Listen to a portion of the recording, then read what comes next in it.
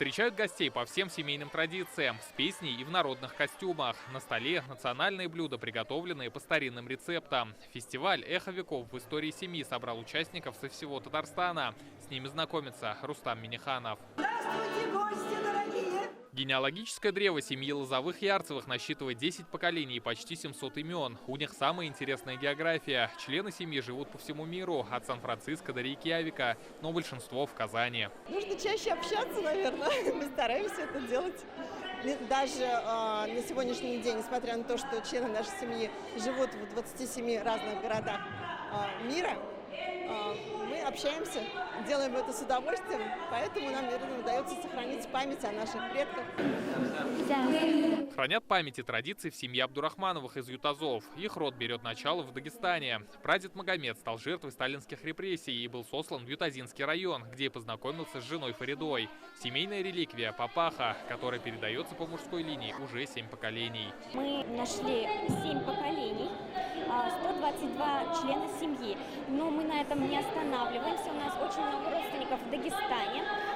Мы держим с ними тесную связь.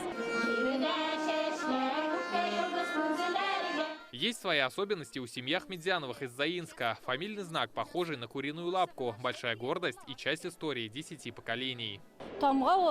Испокон веков этот штамп ставился на все имущество нашей семьи. Знак, который много лет приносит нам удачу. Сейчас у моего сына своя птицеферма, которая успешно работает.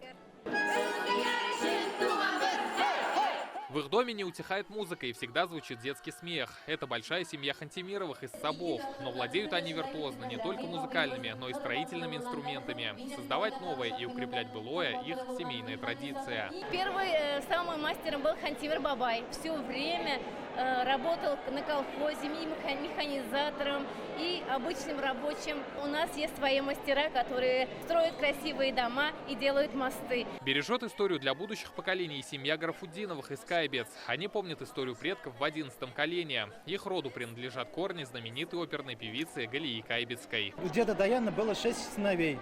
От Сулеймана корень пошел Галия Кайбецкая. Потом от Муртазы наши родословные пошло, Гарафутдиновых.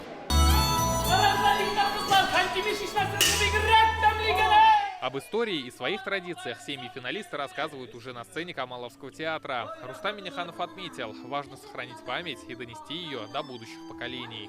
Родословно не просто перечисляет представителей одного рода, а позволяет почувствовать себя неотъемлемой частью единого потока, сменяющих друг друга поколения. Отрадно, что сегодня изучение истории своего рода, составление родословной приобрело необыкновенную популярность. Помогает участникам найти свои корни Госархив Республики. Фестиваль проводится в 5-й раз. За эти годы он объединил больше 700 семей. Это 10 тысяч человек.